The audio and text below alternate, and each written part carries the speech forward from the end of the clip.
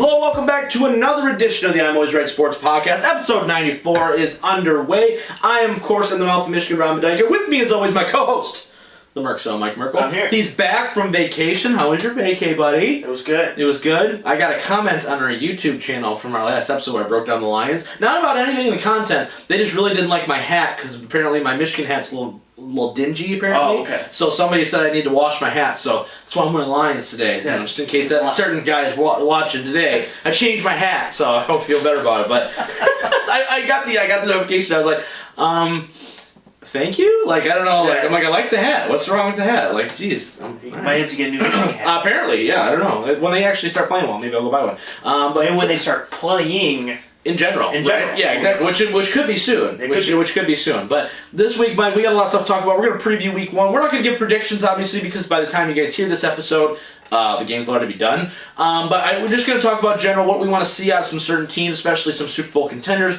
We're obviously, like I talked about last week, we're going to talk AEW's All Out show from 2 weeks ago, as well as WWE's Payback show. We're also going to be talking some NBA playoffs because we kind of have a rough idea what the Eastern and Western Conference final matchups are going to look like, so we're going to preview those as well. Lots of big stuff to go over. So let's jump right in, though, Mike. To the NFL stuff here. Obviously, Lions, Bears are going to be the week one action. I'm not going to talk about that at depth, but I do want to ask you this, though. Regardless of wins and losses here for a second, right? What do you want to see out of this Detroit Lions team? I broke down the roster pretty much position by position last week. I'm not going to say that I love where this roster's at. There's definitely some holes, right? But there's holes on every roster, right? Like we can, and we'll talk about some of that here in a minute, but what do you want to see out of this team? Because week one has been a mixed bag under Patricia. Week 1 2 years ago was an absolute cluster bleep. The second week started out great. I'm doing backflips, and then they completely collapsed. Yeah, exactly. So, what do you want to see out of this team early on, knowing that we haven't had preseason, but they're playing a very winnable game against the Bears? Yeah. So, what do you want to see out of this team in the first? I guess I'll say couple weeks to kind of give ourselves elongate it. Yeah. I would love my number one high priority is I would love to see the defense actually not be invisible for a game or 2 or 3 or maybe 16. That'd be also be helpful too. That was great. Just a quick 16. Yeah, just a quick little 16 this year. Yeah. Because plus one more maybe for me. Because I don't have any problem with most of the offense. I still think there are some holes in the offensive line, but I can take one or two bad offensive linemen if you have a good quarterback, a couple good depth running back positions, and a pretty solid wide receiving core with one really good tight end. I can take all of that with 1 or 2 missing offensive line pieces. I think that you have in there. Yeah. But the defensive side is really where I need to see. I think your secondary. I think my worry is because I would say I love what our secondary looks like, but last year I said I love what our defensive line looked like. Absolutely, that's a great point, right? And you talk about got Mike Daniels, got some pieces, and it was a complete disaster. Yeah, so on paper it looks like the secondary is good, but I'm really looking to Keenan because I think this has the potential to be a very good, a top 10, maybe not top 12 secondary in the league, probably a top third of the league in the secondary positions. Yes. So I would look to that's my number one keen eye is the secondary good? Because if the front 7 is a lot weaker than what the secondary is, but if the front 7 can maybe get a little bit of pressure in, but if in your man zero coverage that they play, if all the secondary plays really well, then I think that you can have. You're in really good shape. You're in good shape. I will say that there is also a key, and I mentioned this last week on the show with the linebacker play because Unlin is calling the plays, right? It's still Patricia's scheme, right? But I do think that they are definitely going to be mixing in a lot more blitzes with the linebackers because they kept so many of them, right? They kept 7 or 8 linebackers, so that's a lot. Even if you have a couple guys that are maybe playing on special teams, right? You've got Reggie Ragland, you've got Jared Davis, Tavai, Christian Jones. Just to name a few of the Jamie Collins, the biggest one of them all, right? You've got a lot of guys that are all going to say significant snaps this week, in the next couple weeks here. I'm expecting a lot of that, and I think to your point, I think it's going to help the secondary because I think that is where they have tried to build some sort of strength on this team is in the back end because of the amount of man coverage that they play. Yeah, I'm also very interested to see what linebackers are out in certain packages. Yes, because you don't have I don't think. One thing I can guarantee you is Jamie Collins will play every freaking snap as long as he's healthy. Is he more of the edge rusher in the 3-4? Is he playing the middle in the 3-4? He's not. I don't think he ever truly plays like the middle. I think he's always he's an outside guy. Yeah. So he drops back, but he also pass rushes. I mean, he had 8 sacks last year, but he also had a couple picks. So I think that's where they like him is like it's like the one guy on the field where, okay, are you covering a tight end? Yeah. Are you covering the running back? Or are you coming after the quarterback? I think he's their multifaceted guy. They wanted Jared Davis to potentially be, who I anticipate will no longer be in pass coverage anymore, but will definitely be blitzing a lot. I was going to say, I would love Jared Davis to be the other outside. I wouldn't be shocked to see him as the new where Kennard was from a jack perspective. Yeah, that's right. But not putting his hand to the ground, just going. And that's going to be until Akwara, our 3rd round pick, kind of comes into his own a little bit. And I think that's where Akwara is going to be, is where Kennard was. Okay, yeah, that makes sense. Yeah. That's also my second big question point is I want to see, like in a nickel package where you only have 2 linebackers out kind of thing. I'm like, you're probably having Jamie Collins and Tavai, but is there a chance you have Jared Davis out there, or do you have Reggie Ragland out there for whatever? You know, I would honestly, I could maybe see even like a Tavai and like a Ragland, and then you've got Collins on the outside with Flowers, right? Exactly. Or you move them in and I think another person that's really key to what they're going to have to do early on in this season. I mean, I went over to part of the schedule. You play the Bears, not the best offensive team, but then you got Green Bay, you've got Arizona, and you've got New Orleans. Those are all pretty darn good offenses, at least on paper, right? So you have to be multiple, and you got to be able to shake things up. And Deshaun Hand, I think, is going to play a big part in that because he can play both. He can play D-end, he can play D-tackle, and I think they have to leverage some of those, you know what I mean? And I also think Trey Flowers being 100% healthy at the beginning of the year. We saw last year he kind of started to come on back half of the year when we were already kind of like, well, Stafford's out, so it doesn't matter. But he began to play like we thought he was going to play. So I think that's going to be another key as well.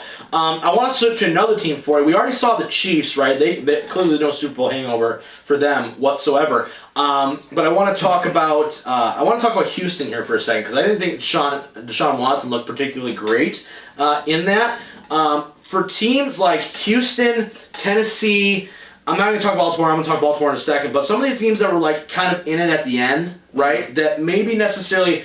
I don't know if they quote-unquote improved. I know the Tennessee just signed Clowney, but Clowney's not going to be what he's going to need to be week 8, 9, 10, 11, 12, right? So, I mean, for a couple of these AFC teams that people are expecting to be there, Buffalo's another one. I mean, are looking to see like, okay, there's no drought and there's a continuous steady improvement? Or do you think that there's going to be kind of a step back and we're going to see maybe a couple other teams kind of be like, no. Maybe this is our time in the first couple weeks here, and maybe some of these teams that we didn't expect to be there at the end, kind of regression to the mean is what I'm asking, basically. No, I don't. At least some of the teams you mentioned, I don't think. I think the Texans, if you're going to name a team, will be the team that regresses back. Because I think they lost a lot in the offseason to the point where I don't even think they missed DeAndre Hopkins. Hell a lot. Outside of Deshaun Watson, I don't think that team has much of anything really going on with it. They don't have a good receiving core. They have not really good running game and not a good defense. They're probably the 3rd best team in that division, to be honest. Wow. Hot takes right here. I guess so. People always go with hot hand on quarterbacks. That's why they always look at teams and they go, okay. Well. Oh, well, yeah. I mean, you could have the best quarterback and have literally the worst roster, and then it kind of makes up for it. Sure. Just look at Sam Darnold, obviously. It's the man. But I don't think, going back to the question, I don't think a lot of the teams will regress too far back. I don't think you've really seen what Buffalo can truly do yet because they added like a Stephon Diggs. Very excited for that. I think the Steelers will just only get better because I think you're getting, your quarterback back, you're getting your receivers back. Like you had literally no offense last year and relied on the defense and went 8-8, almost 9-7, made the playoffs. Right. So I think there are some of these teams that actually are just going to be better. But I don't think a lot of the teams regress back. I think a lot of them are just going to get better. At least on the AFC side. I think the NFC side could be a little different, but I got you for sure. And that's the thing too, because in these first couple weeks, there's gonna be a lot of hot takes thrown around, right? Like if Baltimore comes out and they score 12 points this week, everyone's gonna be like, "Well, what's going on with Baltimore?" Right? You know what I mean? So it's just in these first couple weeks, unless you're a Lions fan, because I do feel like. Because we are so low, we're right up against it. You know what I mean? Like you feel that pressure. I feel like a team like Atlanta is also in that same kind of boat. Where there's these first couple games are like paramount that they have to look good, and I'm not saying undefeated, but they need to look competitive and competent and not continuously having the same problems that we've had the last couple of years. Yeah, I think this year you'll see a lot more week 1, week 2 upsets, only to the point where you didn't have any preseason. Yeah. So now you don't have the tape. Talk to me about that though, right? Because there's no preseason. What are your thoughts on them? How are you expecting? Is it because you're going to see these week 1 upsets because there's no preseason? Well, I think it's one like say someone like Seattle Seahawks versus Atlanta, right? I think that's a perfect example where you would go in knowing if you had preseason and everything was the same, you'd go, Seattle's probably going to be a strong favorite. Right. But then you go, but you haven't seen a single thing Atlanta's done. Atlanta's gotten a whole new league of guys in here. You have a good receiving core. You don't know how Matt Ryan's going to play. So they could just come out and score 31 points, and you just go, where did this team come from? Right. And kind of like shock you and put you on your heels a little bit kind of thing. Yep. So I think there are a lot of those matchups where it's just kind of, like Miami against the Patriots. No one knows what the Patriots are going to be. Nobody knows. You assume, you got Bill Belichick, you got Cam Newton's there, you have a good quarterback. They're still going to be good, but Miami could just go, we're going to put 40 on you because you lost all the... no one really knows week 1, so I would bet a lot more of the... If you're a betting person, I would bet a lot of the spreads that are like plus 4.5 to this team, because I'm like, you could... If someone wins, it might be pulling out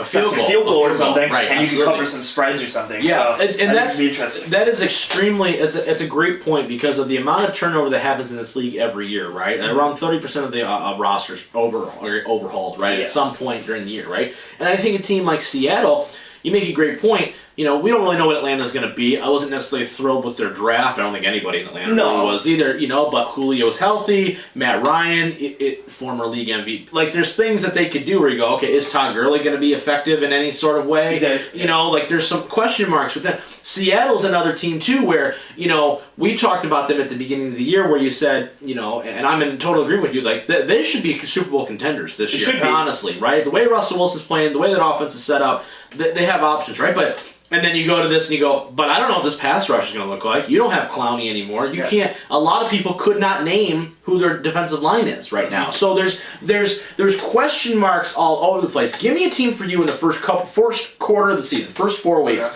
that is going to, outside of maybe give me a surprise team, because you can obviously say, well, the Chiefs may go 4-0, right? But is there a team for you that maybe we're not talking about enough, or maybe national media is, that we've kind of been on for a minute, that could be a team that you go, they could be 3-1, 4-0 after the first quarter of this season? Is there a team for you that where you're just like, you don't know it yet? Like, people don't maybe not see it, but if everything kind of comes together, this team could be really deadly. I had one, and then somebody got hurt.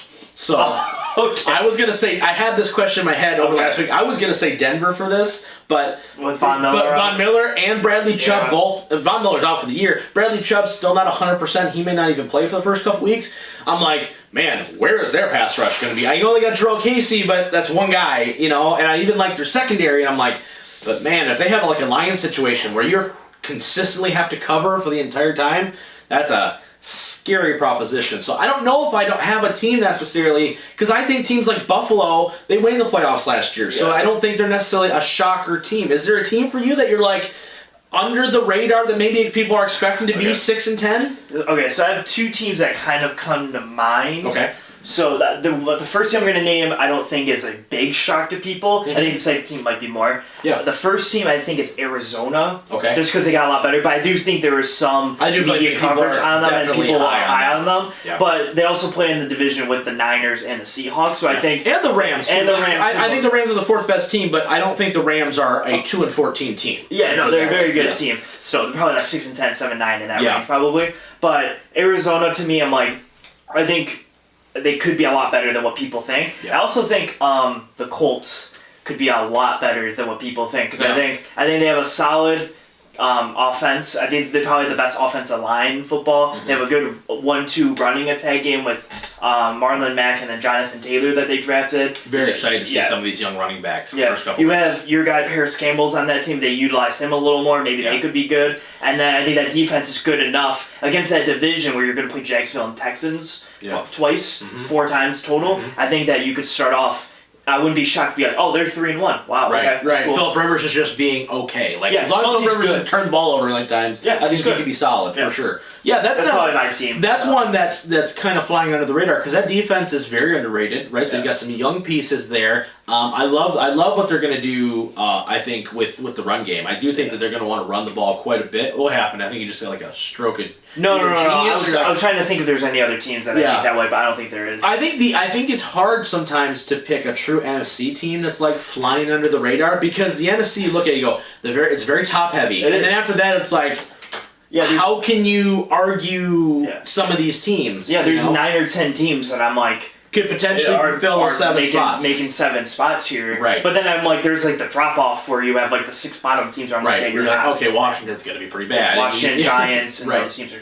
It's going to be an extremely interesting first couple weeks because I do think you're going to see teams that are ready to go. That's why I'm so paramount on this first game against the Bears, or was when you guys hear this, is because they need to get off to a good start, right? Like the first 4 games. I mean, if you're 1-3, oh boy, even if the schedule does lighten up after that, you're really putting yourself behind the 8 ball a little bit. So I'm very excited. Give me one game, or give me one person to watch. One person. Give me one person. Is there a rookie or like? Don't give me Russell Wilson because I know this. He's gonna go nuts probably. Because I can say I want to watch Matty Stafford because I think he's gonna be on fire. Yeah. But give me a guy to watch who maybe people should be watching that maybe aren't, because they're locally sourced or whatever. Here's the hard thing about that is you watch Tom Brady.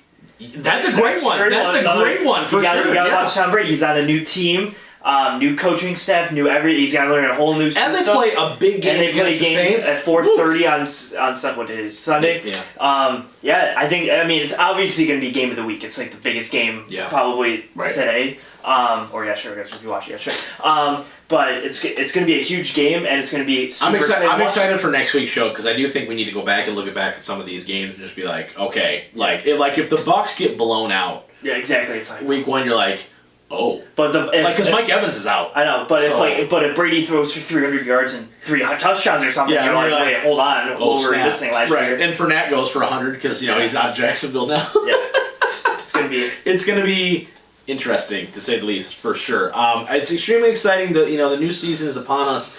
I'm just excited. I'm nervous. I'm freaking out a little bit. If you're a Lions fan, you're probably like me because this game against the Bears. I don't want to say it's a must-win, but damn, is it close? Because I haven't been able to sleep. Let me put it that way for the last couple days. It's been a rough go. Yeah. Also, real quick before we go to break, I do want to ask you this if it's coming regarding the Lions. Thoughts on AP signing? I think it helps a lot. Yeah. That's all I would say. That's it? For the most part, yeah. I mean, it gives depth. DeAndre Swift's been having problems with injury stuff or whatever, and Kerryon has injury problems in the past, so I think having 3 running backs for depth-wise that I think can actually compete and be good running backs, I think will help because and they're all injury riddled. Like Adrian Peterson's also injury riddled. Yeah. But hopefully, not all 3 are hurt at the same time. Hopefully, you get a rotation of them. He's out. It's all good. Send him out there. Yeah, exactly. Send the next guy out. I'm hoping that's more of the case is. Yeah. I just want to and I hope he goes for 400 yards against the Vikings. Oh my gosh, how awesome would that be? That's funny. I had a conversation with a buddy of mine, and he was like, I expect carry on an AP this first week here. Obviously, you guys will be able to tell me if I'm wrong when you guys hear this, but he's basically said they'll probably each have 15 carries with Swift being there on 3rd down. I go, if they run the ball 30 times against Chicago, that means the offense was moving the ball really well. Because when's the last time you saw a Lions offense run the ball 30 times in a game? I go, they only get 60 offensive snaps. How?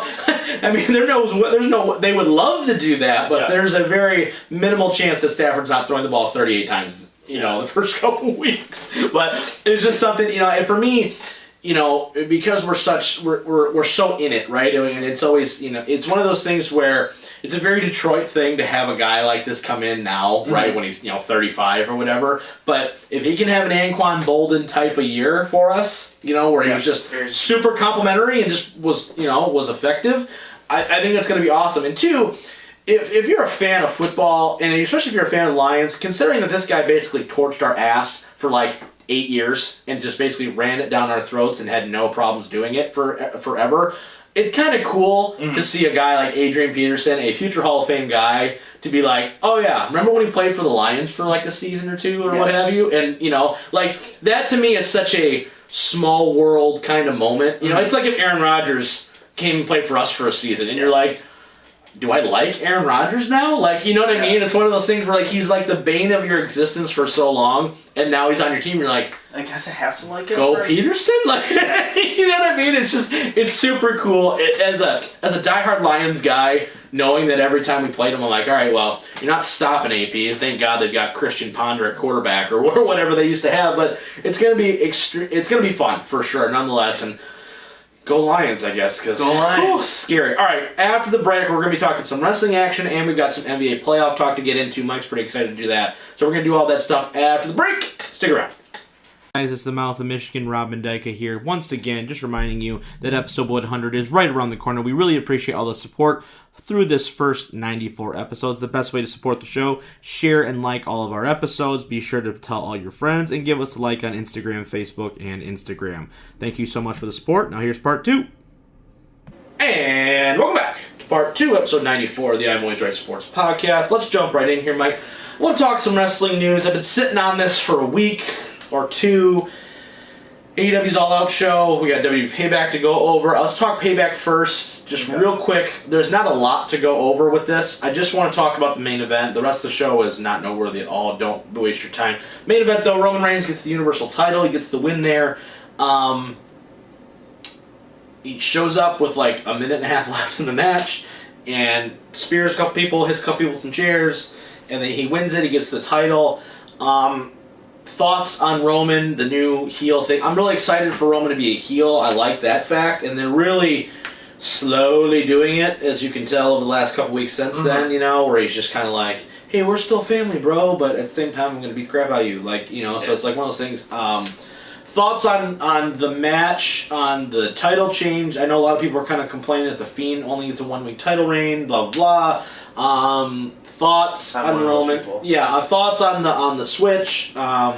Favor? Yes, no, maybe so. I will go with, I'm in favor of the result. I didn't like the match though. Yeah. And that's kind of like, I thought it was just kind of gimmicky and kind of dumb that he came in with like a minute left in the match. Like it wasn't even like a Money in the Bank type situation. It was just I signed the contract 25 minutes into this match and then run out to win it. Like kind of thing where I think why doesn't everybody do that? Yeah, I know. I was like, why doesn't literally anybody on the earth do that? But because you Elimination Chamber, I will sign it when there's only one person left. Yeah, exactly. Thank you. Now I'm in the Elimination Chamber. Yeah, exactly. Or the Rumble. It's like make me number 30, or I'm not signing this contract. Yeah, I'm number 30. Okay, cool. And sign it. All right. And I will wait till everyone's eliminated before. Yeah, and then I will run out as there's one person sitting, looking like you're about to be the winner, and I'll just throw you out. Right. Yeah, so that was my gripe with it, but I'm cool with the outcome in general. Yeah.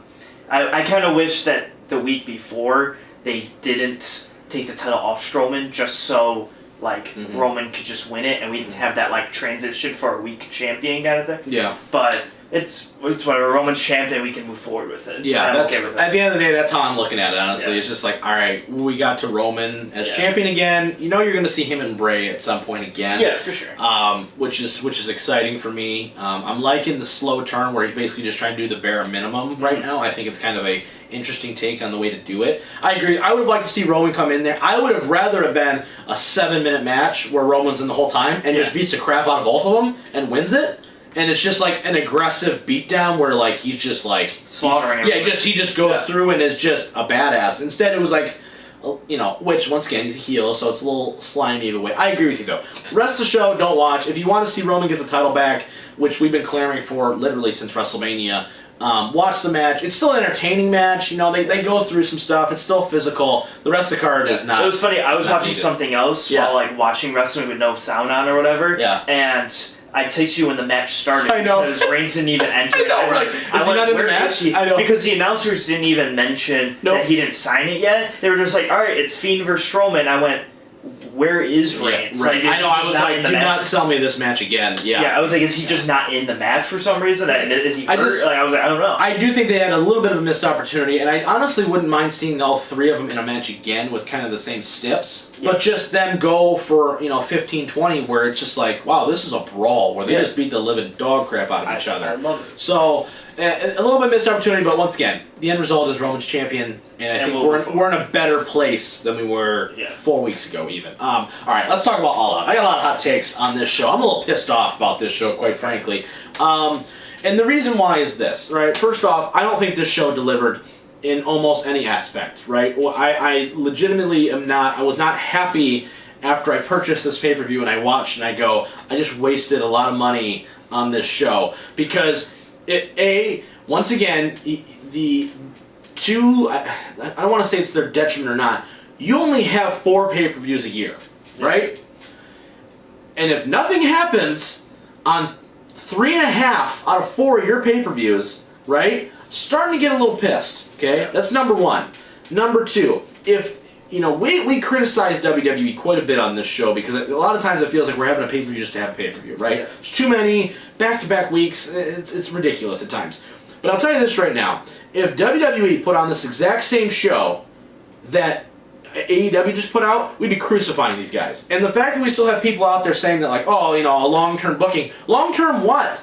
They always have long-term booking. They have no choice but to do long-term booking because they've only got 4 big shows a year. And when they do have a big show, it hasn't delivered. We still, what was the one that we went to? Not Full Gear. Revolution. Revolution has still been their best show to date as a company that they've had, right? And we've had two big shows since then. The one before that was useless because nothing happened there either. I'm starting to get a little pissed because the varnish for me for AEW has worn off. It is just another wrestling company at this point that you're supposed to be putting out. It's just like WWE. Like, I'm not going to, nothing like that they do where I go, oh my gosh, this is hot, fresh, new, and exciting. Nothing about this has been new, fresh, and exciting. And the one person that they have on their roster, MJF, who we all talked about, we're like, okay, now's the time, let's get the title on him, and now we're rolling. He's going to be the JBL-ish type of heel, young guy, the only true homegrown talent that they have that doesn't have a lot of true exposure, right? Every other big name that they have has either been in WWE, was in TNA, or that most wrestling fans have some sort of background with. He's one of the few guys that they have at the top of the card that has none of that, right? The biggest thing he's wrestled for is like CZW, and no one's watching that. So, and what do? You go out there and you have the babyface champion outsmart the heel and pin him clean in the middle of the ring. And that's where we're going. And now we're trying to sell me on Lance Archer versus Jon Moxley as a main event match. I don't get it. I'm not a fan of it. I don't understand what the hell they're doing. And I'm tired of them getting a pass, so there's no more passes anymore. I'm done. Giannis, I'm coming for you in a minute, so you be ready. But talk to me about, because you watched the show, you kind of skipped around a little bit on it.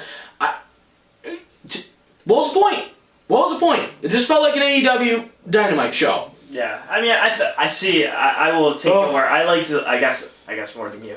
The women's match was the best match on the card, in my opinion. I mean, maybe the tag, but the women's match was definitely second, and then after that, it's like a good decline until the world title match ends. But yeah, no, I thought the show was actually good. I wouldn't say it's like great by any means. No. It was just a good show that had some good matches on it, but not much happened, like you said. And I mean, that's really all there is to it, really. Right, and that's the thing. And like we're seeing some of this stuff, like the Matt Hardy incident, right, was a disaster, right? Obviously, they didn't plan for him to get hurt. Right? But then when you're confused on whether or not you need to stop this match or not, and you're like, oh, he passed concussion protocol, how? They paused the match for like 30 seconds, and then they go, it's like they felt like they had to do that spot with Guevara, so that's why they did the spot. It was like, okay, we need to do this spot, and we're done with it. Yeah. No, because it was very poor time. It's not a great look.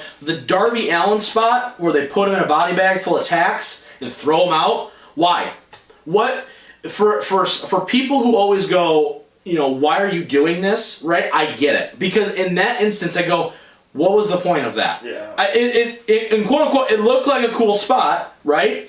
but you didn't hear about it the week after on Dynamite, and nothing happened because of it. It's like we're just putting this guy out on a limb just because we can, and it made no sense. Especially if Cage, the guy who's doing it, doesn't even win the freaking match. Like, he just, by the way, he's done now. You know what I mean? I just, like, it doesn't make any sense to me. And once again, for me, and you look at their roster now, you got a lot of guys on this roster that are very talented that in North America especially maybe haven't had the exposure that some of these other guys have, and yet I got Dean Ambrose as my AEW champion, I got The Revival as my tag champs, and I've got Luke Harper as my TNT champion right now. So you got nothing but WWE guys holding their former title. And the difference, and you can make the comparisons to WCW, but at least WCW, when they signed guys from WWE, they signed the big stars, not the middle lower card guys that you're now trying to pass off as the big stars. Lance Archer, former WWE guy. Luke Harper, you got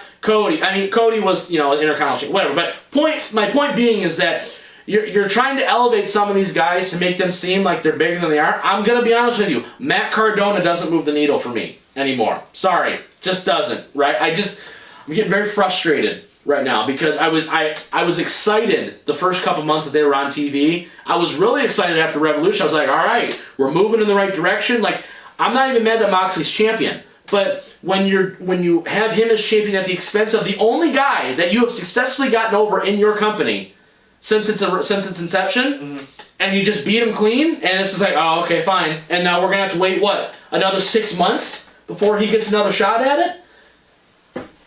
I don't know. Maybe I'm on my soapbox here a little bit. I've just been very, very frustrated with it. Like, I'm frustrated with WWE. They throw away pay-per-views like it's nothing. I get that, and you can criticize it all you want. But you know something?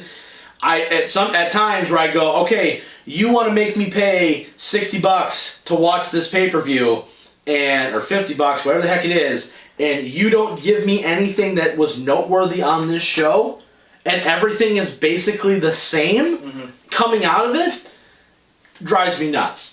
It's the same thing with WrestleMania. If nothing happens at WrestleMania, I lose my mind. That's why we don't like SummerSlam, because nothing ever happens at SummerSlam. You know what I mean? Yeah. I don't know. I give this show a D. I'm not even like being nice about it. Like I said, I thought it underdelivered for your biggest show of the year. So if it's your biggest show of the year, new things need to come from it. Nothing new has come from it. I get it. Kenny's kind of a bad guy now. Great. But we already knew that was kind of coming. Okay? Nothing else was there. So once again, give me something to care about, because right now, I don't care about anything. All I know right now is that you're repackaging old WWE guys and making them feel like they're more important, but they're not. Nobody, and it's not. I don't care about the ratings, I don't care about anything else. They're not. Say what you want about WWE. Yeah, NXT's whole roster is old Ring of Honor and PWG guys. But you know what? At least they're going out there and elevating those guys into higher stratospheres. AEW's not doing that. Just because you put a belt on a guy doesn't mean you're elevating him. There's a big difference there. Sorry. Had to get that out. Very frustrated. I'm tired of them getting a pass. What do you give this show? Oh, I give it like a C. Okay. Maybe a C+. Okay, yeah. Mike's extra hard grading scale. I love it. All right, sorry. I had to get it off my chest. It's just very frustrating. See, I compare it to most of the WWE shows that have been going on. Yeah. And I actually enjoyed most of the WWE shows. I don't even enjoy most of them, any of the matches on the show. I enjoyed 2 matches on this card. I enjoyed.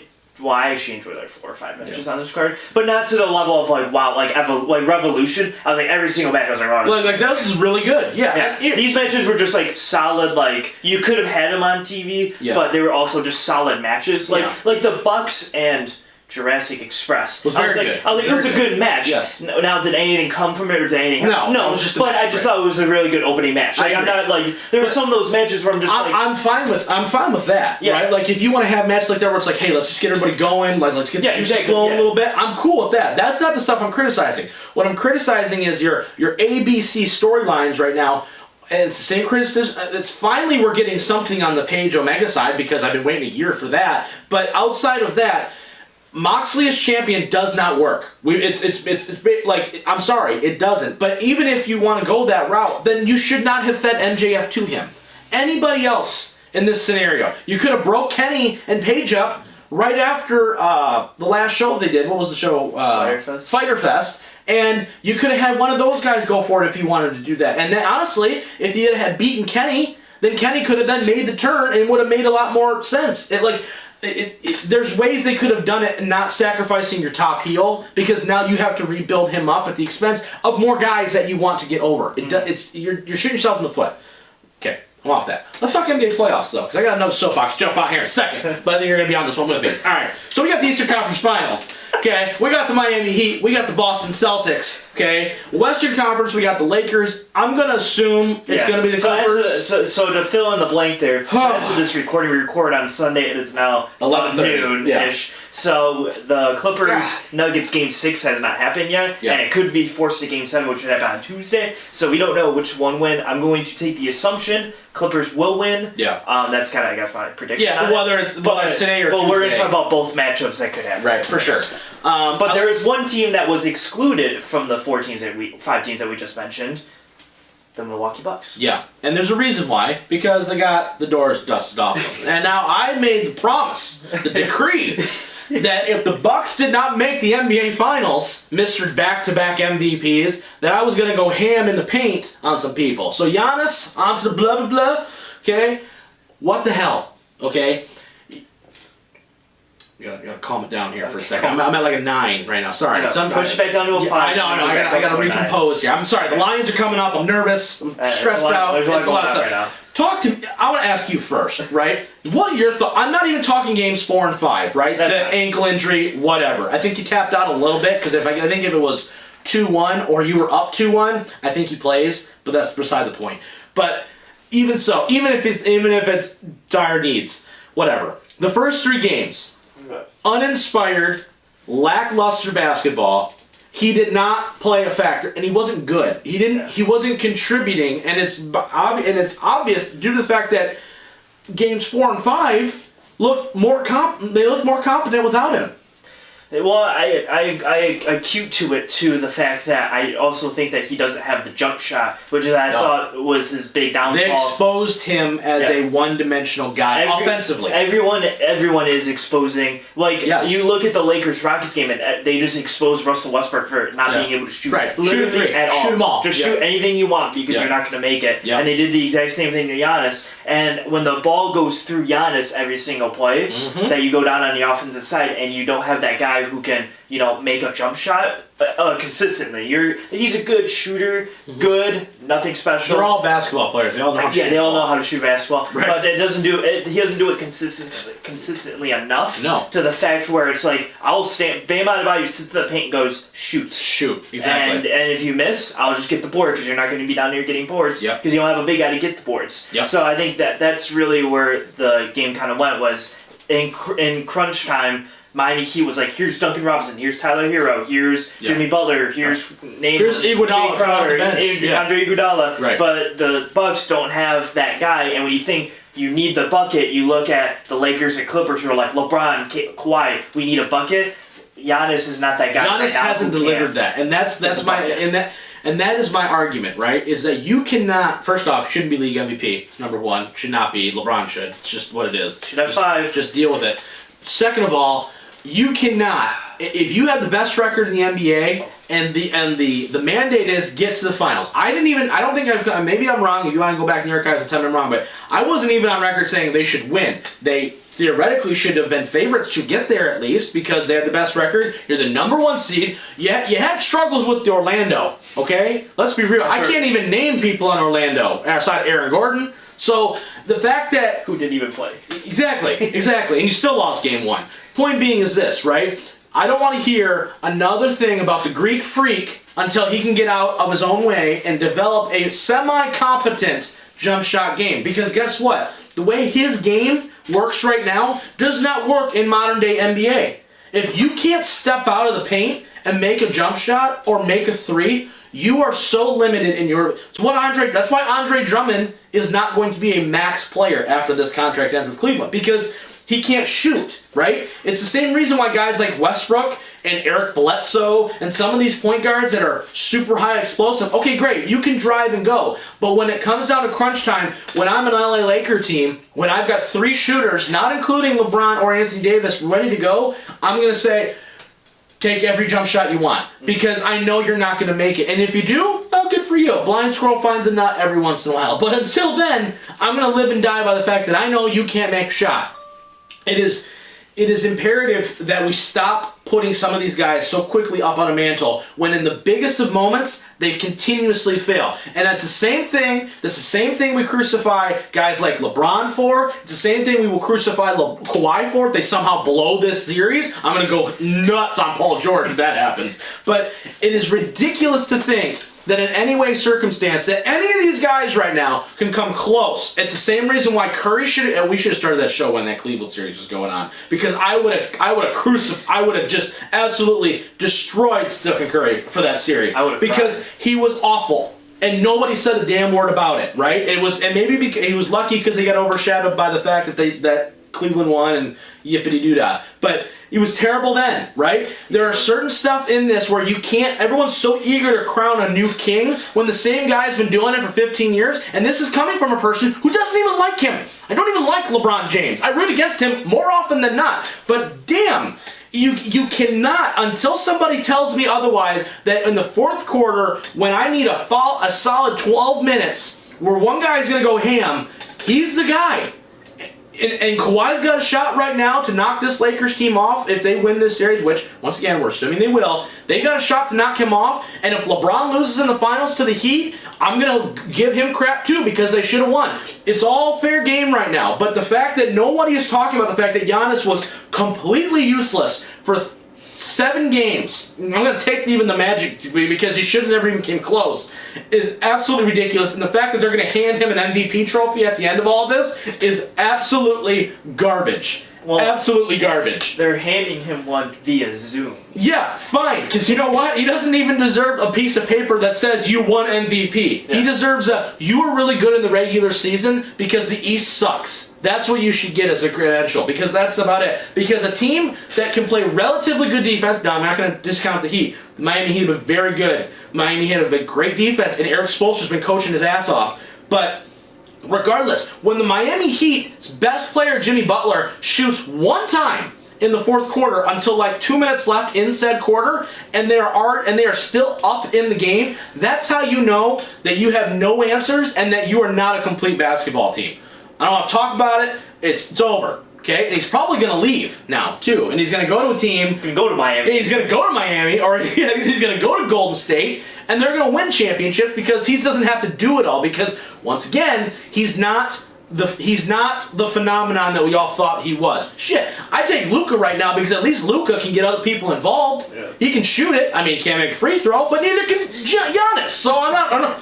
Oh, God. Okay, so anyway. All right. So I want to talk about this though. Okay. So are we talking about the conference game? Yeah, I want to talk about the conference games now. Sorry, I got my Giannis soapbox thing over with. The Miami Heat. Do we have any more soapboxes today? No. I'm gonna talk about Jason Tatum a little bit, but they did win, so I'm gonna give them a little bit of a pass. But Miami and Boston though, who do you got in this series? Like legitimately, because like they both played relatively well. Jason Tatum is not, by the way, no more soapboxes. But at the same time, they're pretty deep.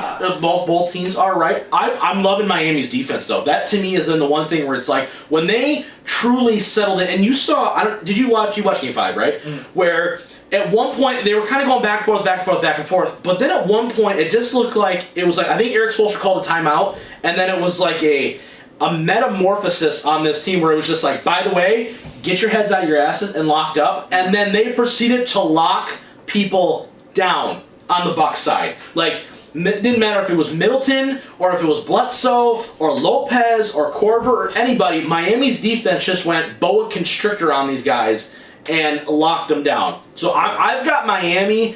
I'm going to say it's hard for me to be like, all right, in 6. Yeah. But I guess I'll say 7. But I could see it going 6. But I think Miami's got the hot hand right now. The fact that Jimmy Butler doesn't need to put up 40, and it's just like, oh, by the way, I'm just kind of playing, and they're still winning, is a testament to how good defensively they're playing, and also Eric Spoelstra is coaching out of his mind. There should be a second Coach of the Year award for just the bubble, because he deserves it. Yeah. I would probably tend to go Miami also. Yeah. Boston, I think, has more players and is a little more deep than Miami is, but Miami has been balling out, like you said. Mm-hmm. So I will also take Miami probably in 7. I think 7's a fair number. I don't think I could say. I don't think I could honestly, like, when I went into this Bucks Heat series, for one thing, when we drew it, I was like, I don't think the Bucks will lose. But No, I think, I didn't think but I was like, they're so gonna good. give him a fight. I would say they're giving him a fight. It's probably going to go 6 or 7 or something. Yep. So I'm going to say the same thing where I'm like, I think the Heat can win. I think their defense can lock them down. But I'm like, but I can't say it's going to be like 5. Like I think they're going to dogfight them 6. I do think though that the Heat will probably, more likely than not, will go out like 2-0 on Boston, and Boston's like going to be fighting from behind, have to fight to get in. And here's the thing: I think this is going to be the series for both, right? Because I think if Denver wins, switching to the Western Conference, we're going to do a more in depth as the series kind of goes and progresses, because it's we still don't have it locked in officially here, but. With Denver, if Denver somehow pulls out the upset and wins 3 straight games and beats the Clippers, right? I think Denver loses in 5. No offense, it's just what it is. It's one of even if Denver wins Game 1, which has happened in both series, which is weird. It's almost like they're like, all right, let's just give you a little bit of hope, just so we can step on your throat and be done with it. But I don't think that they just don't have enough. They don't have enough proven guys outside of. Jokic and what's the Jamal Murray. Jamal Murray, thank you. Yeah. I don't think when you compare them to the Lakers and who the Lakers have played, I don't think they have the firepower. No. And I even think they don't have another guy. Yeah, I don't even think the Clippers. To be honest, this is why I'm not as concerned. I mean, once we get into it, and if they go down 1-0 or 2-0, and then I'll be worried, obviously. Yeah. But going into like Game 1, if it's Clippers or Nuggets, when you played Portland, who's supposedly been like the hottest team in the bubble and has this hot hand and stuff, and then you play Houston, who's pretty good defensively and has 5 guys because they go small who can all pretty much shoot for the most part, and you're able to shut those guys down. Then I'm more comfortable with, okay, you're more of a mid-range game, because that's what the Lakers are. Is they're more of a mid-range game too. They go inside, they dominate the paint and stuff. So I feel more confident that's not going to be shootouts. No. And I feel more confident the Lakers winning 89-85 than I do them having to go shoot out and go like 120-119 against somebody. Correct. I think too.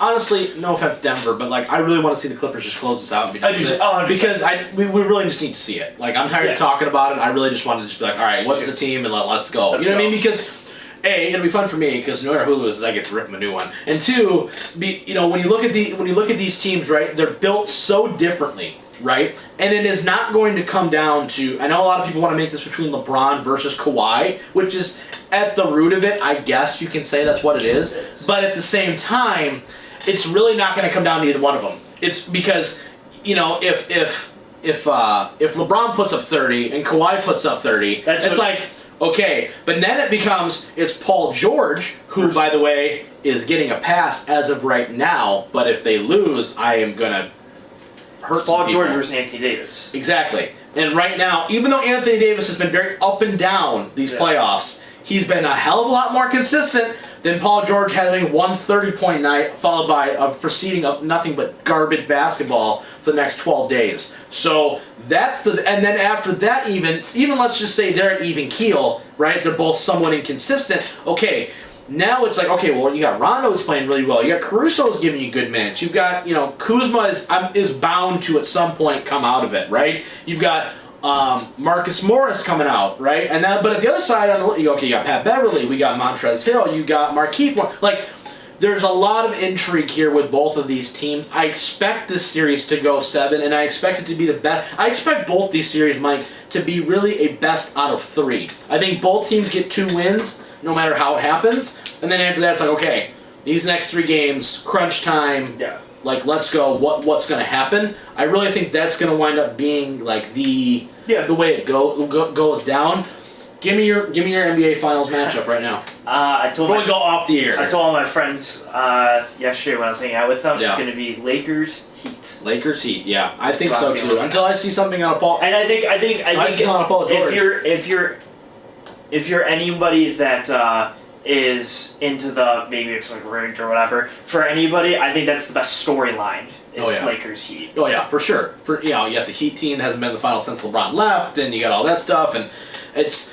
If the Heat win somehow this entire thing though, real quick, if they win the whole thing, how crazy would that be?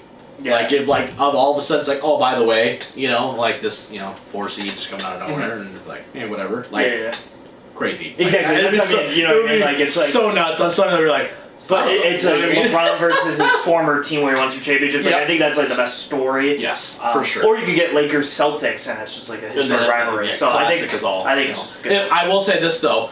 I think that the Heat would be better off getting to the finals if if we're gonna it's an assumption that the Lakers get to the finals, then the Heat match up better than the Celtics do for a lot of reasons, and we'll talk about that if we get that matchup for sure. All right, that's gonna be it for episode 94. I'm sorry I kind of went off on some tangents today. I got a little angry. I had a lot of stuff built up. We didn't talk last week, Mike, so I was missing out on some stuff. But that's gonna be it for this week's show.